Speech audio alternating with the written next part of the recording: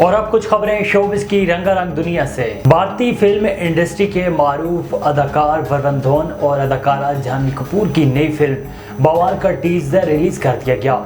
Film बवाल की हदायतकारी नीतीश तिवारी ने की, जो इससे कबल फिल्म दंगल की हदायतकारी भी कर चुके हैं और ये फिल्म उनकी अब तक की सबसे ज़्यादा महंगी फिल्म बताई जाती है।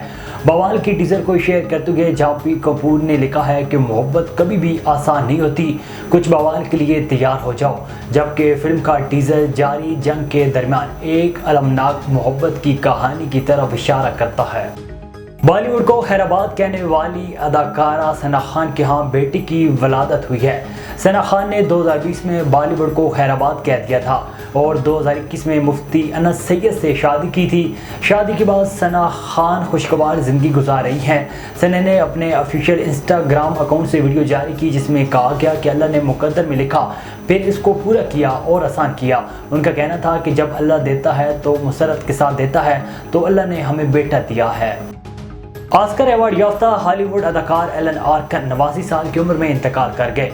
मीडिया रिपोर्ट्स के मुताबिक कॉमेडी और ड्रामे में अपनी सदात का मुजाहरा करने वाले करैक्टर एक्टर एलन आर्कन का इंतकाल हो गया। उन्होंने लिटिल मिस सनशाइन के लिए 2007 में ऑस्कर अवार्ड जीता था।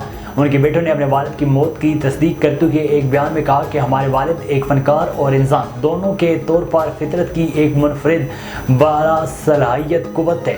आर्कन अपने आप को मुख्तलिफ किस्म के किरदारों में डालने की सलाहियत के लिए जाने जाते थे, जिसकी वजह से उन्होंने मुख्तलिफ फिल्मों में पजीराई हासिल की।